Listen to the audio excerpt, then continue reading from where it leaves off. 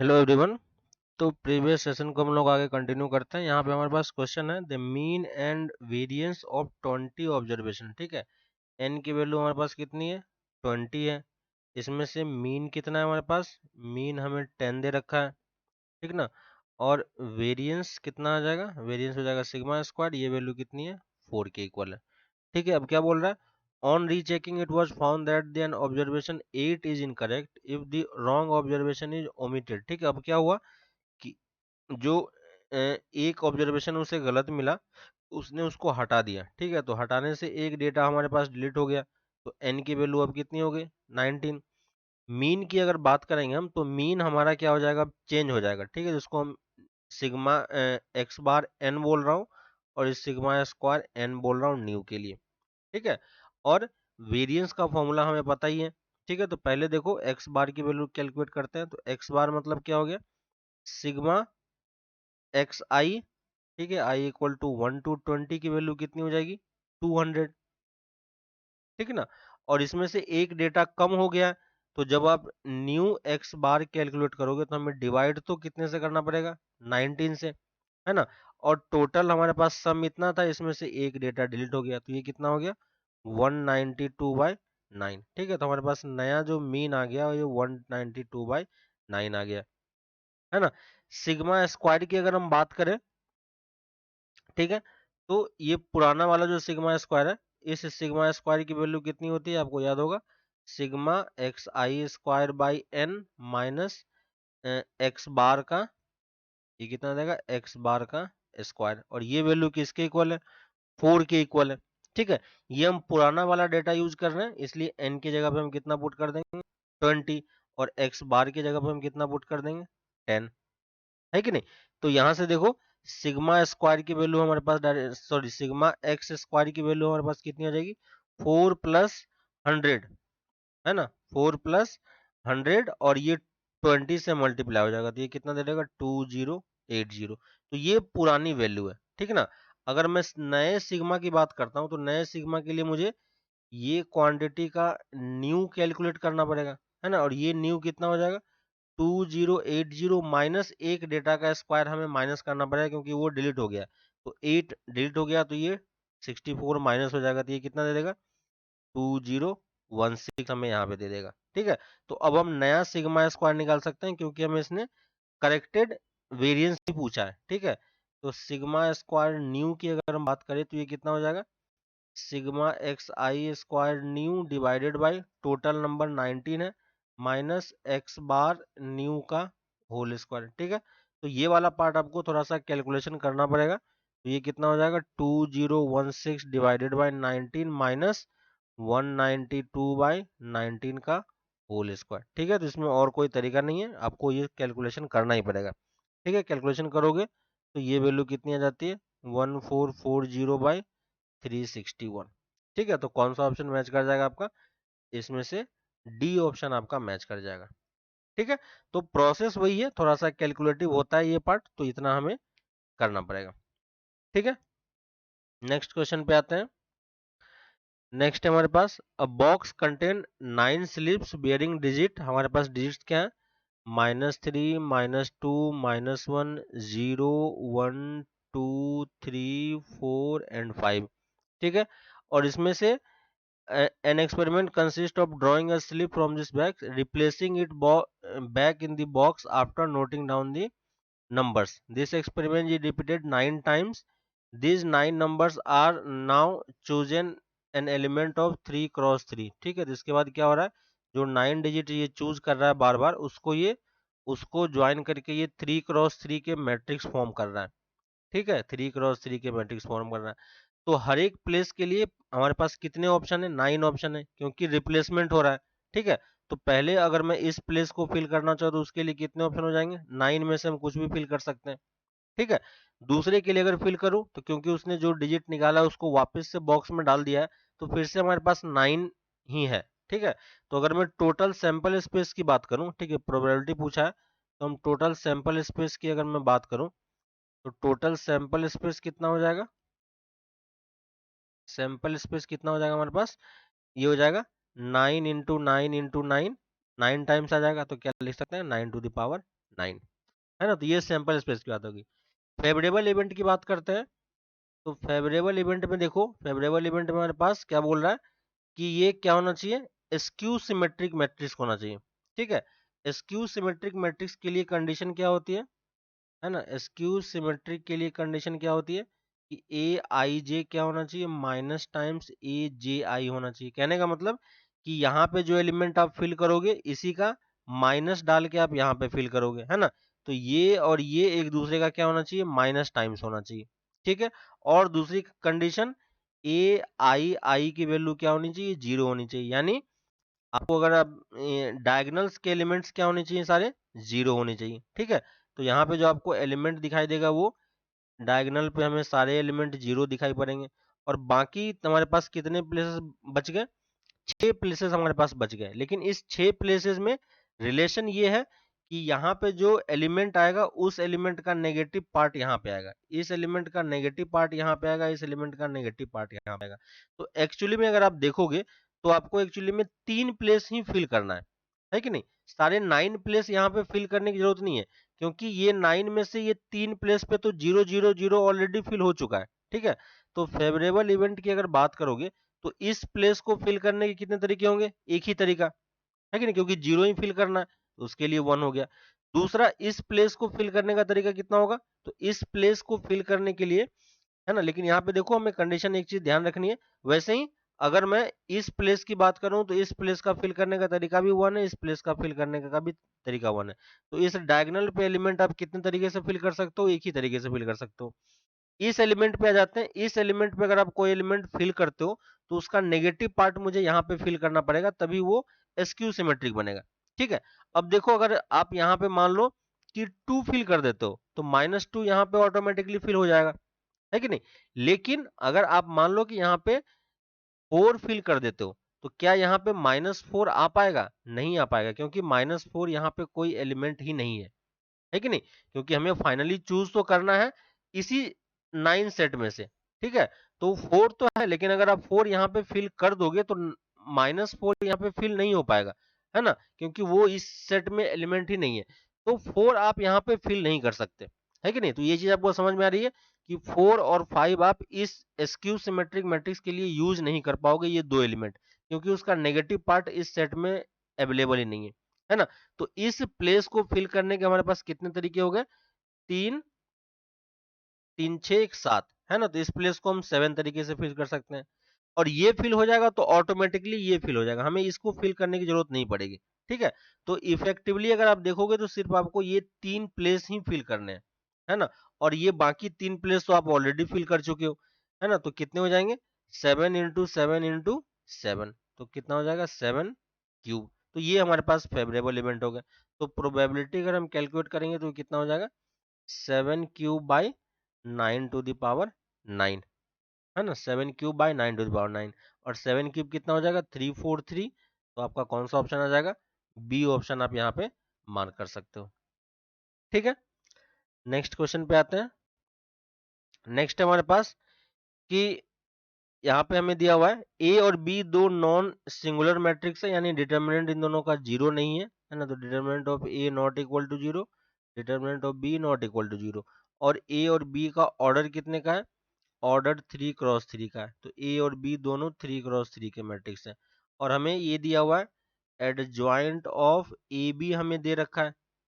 ठीक है, तो एडजॉइंट ऑफ ए बी कितना है, 1 1 1, है ना। ये डिटर्मिनेंट है 1 अल्फा 1, और ये 1 1 अल्फा। ठीक है, अब अगर हम, और इसने डिटर्मिनेंट यहाँ पे दे रखा है बी स्क्वायर, एडजॉइंट ऑफ ए का डिटर्मिनेंट हमें कितना दे रखा है, alpha square plus 3 alpha minus 8। ठीक है, तो यहाँ पे डिटर्मिनेंट लिखा हुआ है जिसको हम क्या लिख सकते हैं, डिटर्मिनेंट का स्क्वायर, और एडजॉइंट ऑफ ए क्या हो जाएगा, डिटर्मिनेंट ऑफ ए का स्क्वायर, क्योंकि ए कितने ऑर्डर का है, 3x3 का है। तो एडजॉइंट का डिटर्मिनेंट क्या हो जाता है, ए स्क्वायर हो जाता है। तो ये वैल्यू हमें कितनी दी हुई है, alpha square plus 3 alpha minus 8। ठीक है, यहाँ पे भी अगर हम डिटर्मिनेंट चूज कर लेते हैं, ठीक है, तो डिटर्मिनेंट अगर आप यहाँ पे लोगे तो ये कितना हो जाएगा, ए बी का, क्योंकि दोनों 3x3 का है तो दोनों का स्क्वायर हो जाएगा, है ना। तो ये भी, और क्योंकि हमने डिटर्मिनेंट लिया है तो इन दोनों के डिटर्मिनेंट हो जाएगा। तो यहाँ पे आप क्या फिल करोगे, ए बी डिटर्मिनेंट का स्क्वायर, और इधर मैंने डिटर्मिनेंट लिया तो हमें इसका भी डिटर्मिनेंट कैलकुलेट करना होगा। ठीक है, इजी सा मैट्रिक्स है, अगर आप इसको ओपन कर दो किसी के भी अबाउट या थोड़ा सा सब्ट्रैक्ट करके भी निकाल लो तो क्वेश्चन थोड़ा सा इजी लगेगा आपको देखने में, है ना। तो इसको जब आप सॉल्व करोगे तो ये कितना जाता है, अल्फा माइनस 1 का होल स्क्वायर आ जाता है। ठीक है, ये कहाँ से आया, ये इस डिटर्मिनेंट की वैल्यू है। ठीक है, सिंपल सा मैट्रिक्स आप कैलकुलेट कर लो, ये चीज आ जाएगी। और यहाँ पे देखो ये दोनों क्वांटिटी क्या सेम है, तो राइट हैंड साइड को हम राइट हैंड साइड की इक्वल कर सकते हैं, है ना। तो यहाँ से इक्वेशन क्या आ जाएगा आपका, अल्फा माइनस 1 का whole square equal to alpha square plus 3 alpha minus 8। तो यहाँ से कितना आ जाएगा, alpha square plus 1 minus 2 alpha equal to alpha square plus 3 alpha minus 8। ठीक ना, और यहाँ से आपका टर्म कैंसिल हो जाएगा कुछ, यहाँ से ये कैंसिल हो गया, है ना, और ये इस तरफ आके 9 दे देगा। तो अल्फा की वैल्यू आप कितनी बोल सकते हो, 9/5, है ना, इजी सा है। तो कौन सा ऑप्शन हो जाएगा आपका, ए ऑप्शन आप यहाँ पे मार्क कर सकते हो, 9/5। ठीक है, नेक्स्ट क्वेश्चन पे आते हैं। ठीक है, नेक्स्ट क्वेश्चन पे आते हैं। नेक्स्ट हमारे पास, इफ द थ्री प्लेन्स दिया हुआ है are intersect in a line then the possible value of is. ठीक है, तो तीन प्लेन के कॉन्करेंट की बात कर रहा है, क्योंकि तीनों प्लेन अगर एक लाइन से पास करेगा तो वो कॉन्करेंट ही कहलाएगा। ठीक है, तो पहले हम तीनों प्लेन को कार्टेशियन फॉर्मेट में कन्वर्ट कर लेते हैं। तो पहला क्या हो जाएगा, x plus y plus z equal to 1। दूसरा क्या दे देगा, x plus twice a y plus z equal to 2। और तीसरा क्या हो जाएगा, a x plus a square y plus z equal to 3। ठीक है, तो ये हमारे पास तीन प्लेन की इक्वेशन है, और ये तीनों प्लेन अगर कॉन्करेंट है तो हम क्या बोल सकते हैं कि जो कंडीशन आपके पास लाइन में होती थी कॉन्करेंसी का, सेम कंडीशन यहाँ पे होगा, है ना। तो आप क्या करो, जो आपके पास डिटर्मिनेंट है तीनों का, तीनों के कोफिशिएंट का जो डिटर्मिनेंट होगा उसको आपको क्या करना है, इक्वल टू 0 करना है। तो इसका डिटर्मिनेंट फॉर्म कर लो, डिटर्मिनेंट क्या होगा, 1 1 a। ठीक है, दूसरा सेकेंड कॉलम में क्या आ जाएगा, 1 ट्वाइस ए और ये ए स्क्वायर, और थर्ड 1 1 1, है ना। और ये डिटर्मिनेंट की वैल्यू कितनी होनी चाहिए, 0 होनी चाहिए। ठीक है, किसी के भी अबाउट आप ओपन कर दो। ठीक है, फर्स्ट रो के अबाउट ओपन कर दे, कितना आ जाएगा, ट्वाइस ए माइनस, ठीक है, ट्वाइस ए माइनस ए स्क्वायर। तो ये ट्वाइस ए माइनस ए स्क्वायर। दूसरा क्या दे देगा, -1 के अबाउट 1 माइनस ए, और थर्ड वाला क्या हो जाएगा, ए square minus twice a square. ठीक है, और ये इक्वल टू 0 होना चाहिए। इस इक्वेशन को हम सॉल्व कर सकते हैं। ठीक है, इसको जब सॉल्व करोगे तो आपके पास इक्वेशन बन जाएगा minus twice a square plus thrice a minus 1 equal to 0। ठीक है, माइनस को अगर एडजस्ट कर दोगे तो ये देखो फैक्टर हमें दिख रहा है। ठीक है, तो फैक्टर यहाँ पे क्या बन जाएगा, a-1 इंटू a-1/2 और ट्वाइस a-1। ठीक है, ट्वाइस a-1 इक्वल टू 0। ठीक है, इस माइनस को एडजस्ट कर लो तो आपको ये फैक्टर दिख जाएगा। ठीक है, ये आ गया। तो यहाँ से a की वैल्यू कितनी आ गई, 1, और a की वैल्यू हाफ आ गई। ठीक है, तो यहाँ पे ये दो वैल्यू हमारे पास a की आ गई। लेकिन अगर आप इक्वेशन देखोगे, इक्वेशन में अगर आप a की वैल्यू 1 पुट कर देते हो, a इक्वल टू अगर आप 1 पुट कर देते हो तो ये दोनों प्लेन क्या हो जाएगा, पैरेलल हो जाएगा, है कि नहीं। और अगर आप a equal to half put कर देते हो तो ये दोनों प्लेन पैरेलल बन जाएगा, ये parallel for a equal to half, है ना। तो अगर कोई दो प्लेन अगर पैरेलल हो गया इसका मतलब वो कभी कॉन्करेंट हो ही नहीं सकता है ना। तो यहाँ पे अल्फा की पॉसिबल वैल्यूज कितनी होगी, कोई भी वैल्यू पॉसिबल नहीं होगी, है ना। अल्फा की कोई भी वैल्यू पॉसिबल नहीं है, तो अल्फा की कितनी नंबर ऑफ पॉसिबल वैल्यूज आएगी, 0। ठीक है, तो यहाँ पे आपको ये कंडीशन थोड़ा सा चेक करना पड़ेगा कि उस वैल्यूज के लिए प्लेन हमारा कहीं पैरेलल तो नहीं बन रहा है। और यहाँ पे दोनों केस में देखोगे कि दो प्लेन हमेशा पैरेलल बन जा रहा है। ठीक है, तो कोई भी वैल्यू यहाँ पे पॉसिबल नहीं होगी। ठीक है, नेक्स्ट क्वेश्चन पे आते हैं। नेक्स्ट हमारे पास लिमिट कैलकुलेट करना है, लिमिट x टेंडिंग टू 1। ठीक है, root of pi minus root of 4 of tan inverse x divided by square root of 1 minus x. ठीक है, x टेंडिंग टू 1 माइनस अगर पुट करोगे तो ये कितना दे देगा, ये पाई बाय 4 से ये पाई दे देगा, ऊपर वाला टर्म 0 हो जाएगा, 1 पे 0 होगा, तो ये 0/0 फॉर्मेट बन रहा है। ठीक है, हमें स्क्वायर रूट का टर्म दिख रहा है तो हम इसको रेशनलाइज तो कर ही सकते हैं। तो रेशनलाइज जब करोगे तो ये नीचे कितना आ जाएगा, 4 + tan इनवर्स x। ठीक है, और यहाँ से दोनों का रूट हट जाएगा, है कि नहीं, ऊपर से रूट वाला टर्म हट गया।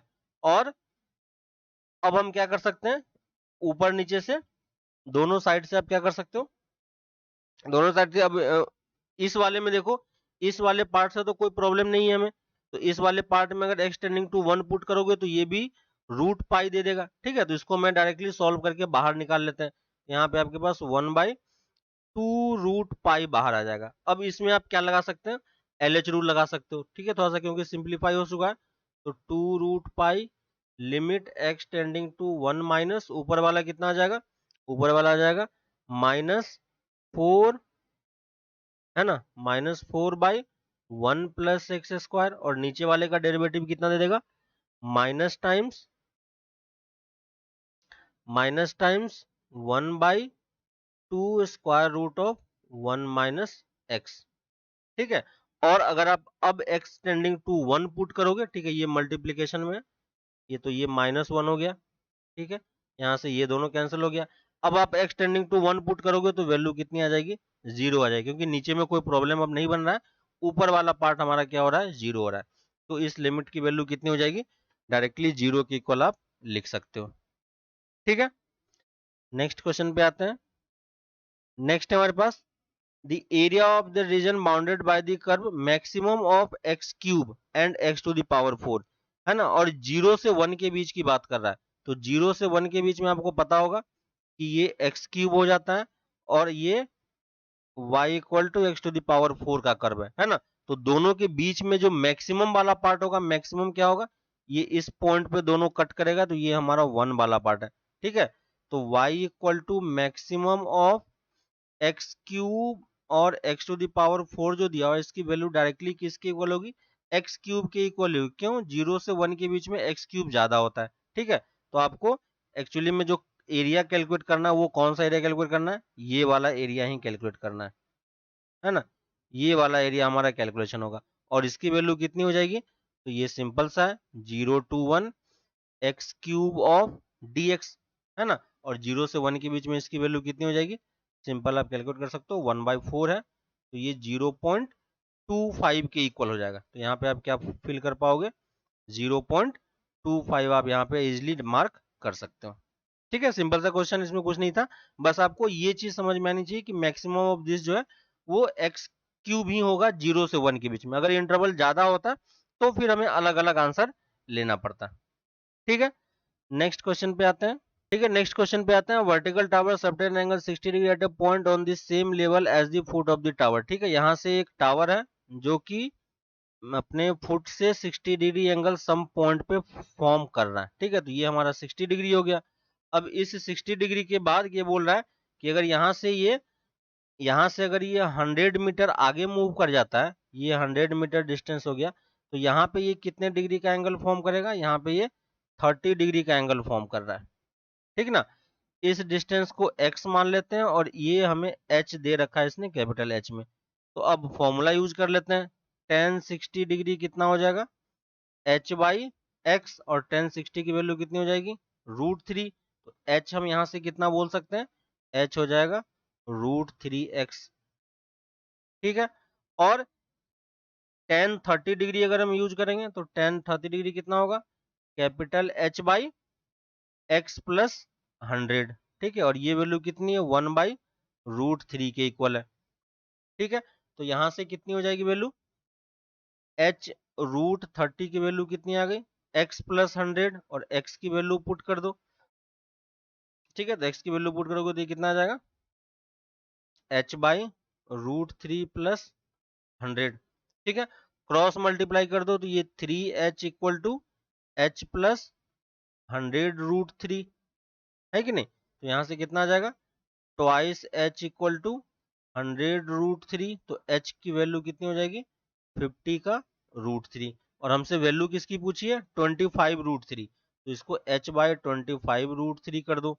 तो 25√3 करोगे तो वैल्यू कितनी आ जाएगी, 2 के इक्वल आ जाएगी, है ना। तो यहाँ पे सिंपली इस ब्लैंक स्पेस पे हम क्या फिल कर पाएंगे, यहाँ पे आप 2 मार्क कर सकते हो। ठीक है, सिंपल सा क्वेश्चन था। नेक्स्ट पे आते हैं। नेक्स्ट हमारे पास इफ द आर्गुमेंट ऑफ, ये हमारे पास कॉम्प्लेक्स नंबर दिया हुआ है, दो कॉम्प्लेक्स नंबर, और बोल रहा है कि दोनों का आर्गुमेंट क्या है, दोनों का आर्गुमेंट सेम है, और बोल रहा है कि locus of z is a circle with centre a comma b. ठीक है, तो सेंटर हमें सर्कल का ए कॉमा बी बता रहा है, तो हमें ए और यानी हमें सेंटर तो निकालना ही है। ठीक है, तो पहली चीज जेड -2, इसकी वैल्यू हम पहले कैलकुलेट करके देख लेते हैं कि ये कितना होगा, जेड बार -1। जेड की वैल्यू हम एक्स प्लस आई वाई पुट कर सकते हैं।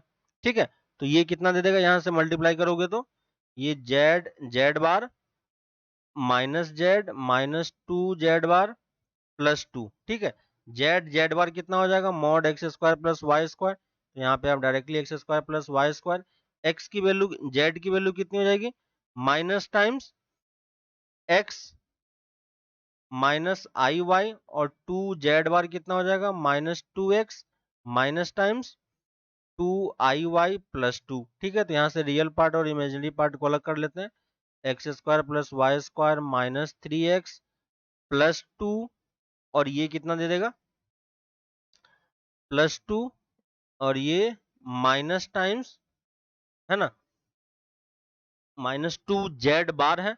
ठीक है, तो ये प्लस में आ जाएगा, यहाँ देखना, क्योंकि ये जेड बार की वैल्यू माइनस में आ जाएगा, तो यहाँ से ये आ जाएगा प्लस ऑफ आई वाई। ठीक है, तो ये किसकी वैल्यू है, जेड -2 अपॉन जेड बार -1। तो इसका आर्गुमेंट कितना हो जाएगा, argument of Z -2 into Z bar -1 की वैल्यू कितनी हो जाएगी, Y by X square plus Y square -3x+2। ठीक है, तो ये इसका आर्गुमेंट हो गया। और दूसरा एक टर्म है हमारे पास 1 - i। ठीक है, 1 - i √3 + i, दूसरा 1 + √3i।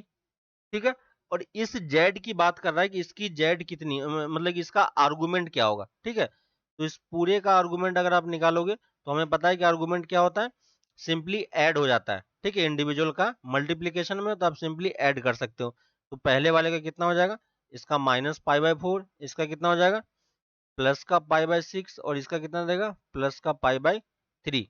ठीक है, तो क्योंकि सब वैल्यू -π से पाई के बीच में ही लाई कर रहा है, तो यहाँ से आर्गुमेंट आप देखोगे तो ये कितना आ जाएगा, π/4 की इक्वल आ जाएगा। ठीक है, वैल्यू अगर ज्यादा हो रही है तो उसको हम उस इंटरवल में सही तरीके से लिख सकते हैं, तो ऑलरेडी वो उस इंटरवल में लाई कर रहा है तो कोई प्रॉब्लम नहीं है।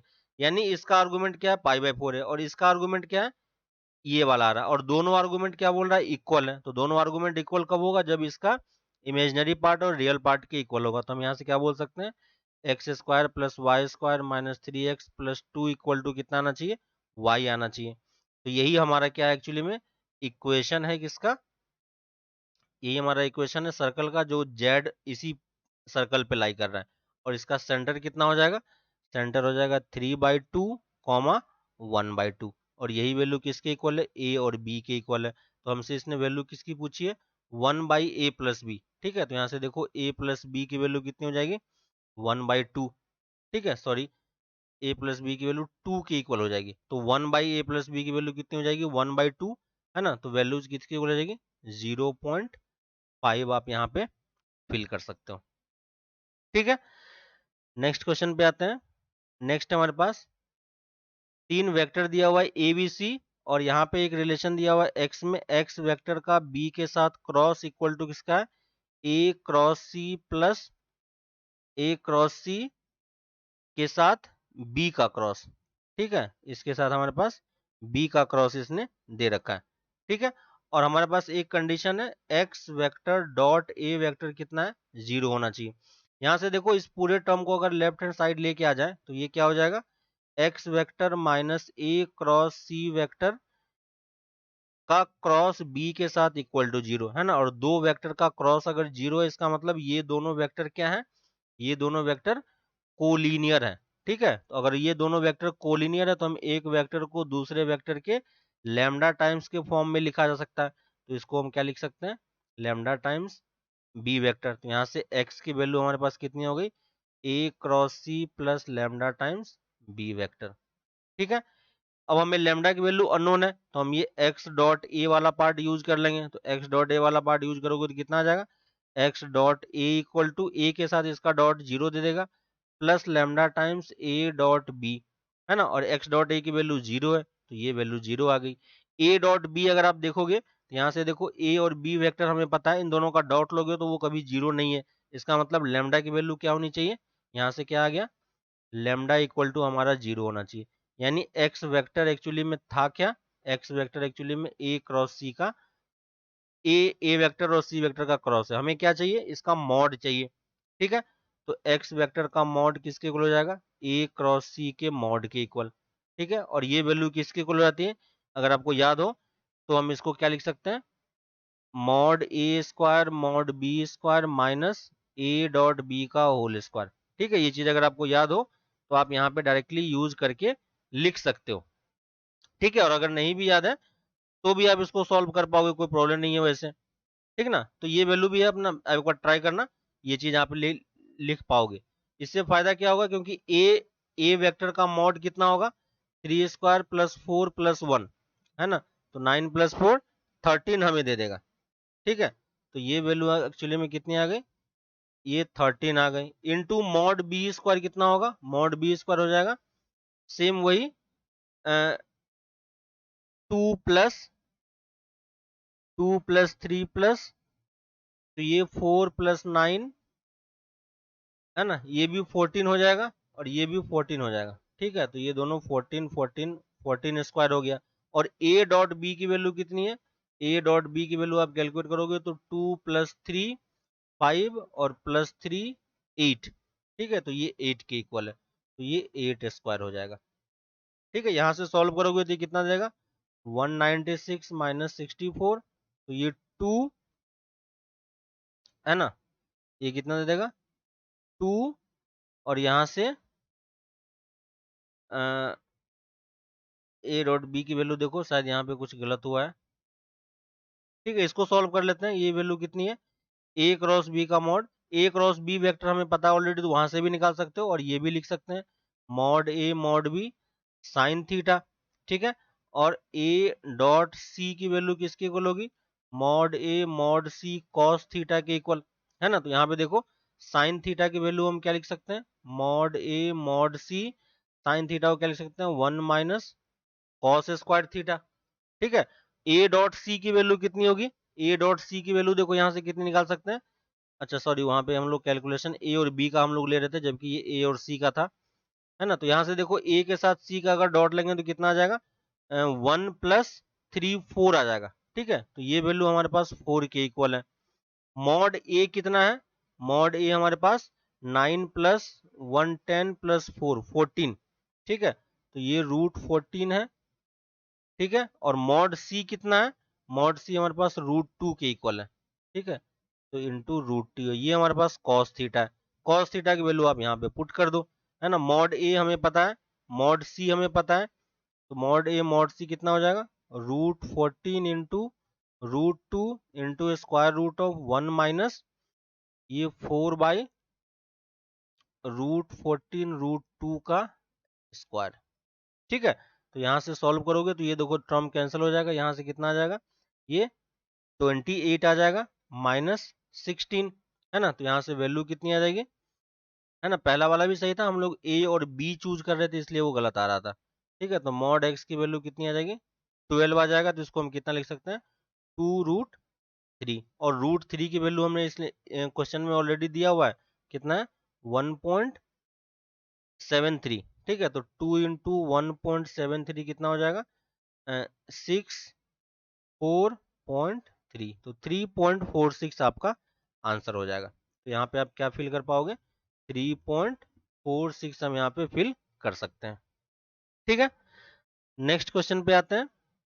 नेक्स्ट है हमारे पास कि आपके पास लिमिट है और बोल रहा है कि ये कंटिन्यूअस एट π/4 पे। ठीक है, तो हम क्या लिख सकते हैं, लिमिट x टेंडिंग टू π/4, और ये कितना हो जाएगा, square root of 2x - π divided by square root of 9 plus square root of 2x minus pi, ठीक है, ये रूट के अंदर में और माइनस बी बाहर में है, ठीक है। यहाँ पे देखो कि ऊपर में पुट करोगे तो ऊपर वाला टर्म तो जीरो हो रहा है, नीचे वाला टर्म जीरो नहीं हो रहा है, ठीक है, जबकि ये इनडिटर्मिनेट फॉर्मेट बनना चाहिए तभी ये लिमिट एग्जिस्ट करेगा, ठीक है। और ये लिमिट किसके इक्वल होना चाहिए, ए के इक्वल होना चाहिए। तो यहाँ से आप देख सकते हो कि नीचे वाले को जीरो बनाने के लिए बी की वैल्यू कितनी होनी पड़ेगी, 3 होनी पड़ेगी। वाई, क्योंकि डिनोमिनेटर हमारा क्या होना चाहिए, डिनोमिनेटर जीरो होना चाहिए, तो उसके लिए बी की वैल्यू 3 आ गई। तो बी की वैल्यू 3 हो गई तो यहाँ के बी की वैल्यू 3 पुट कर सकते हो, ठीक ना।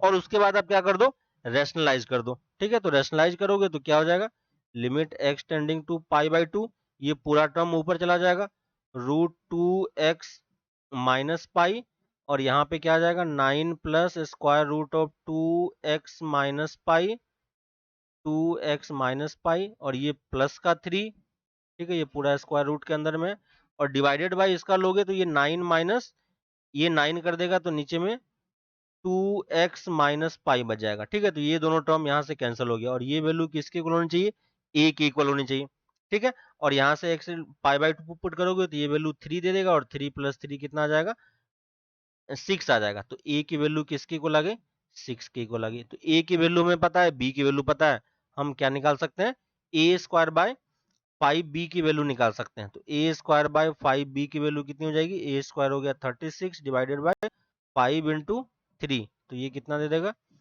12।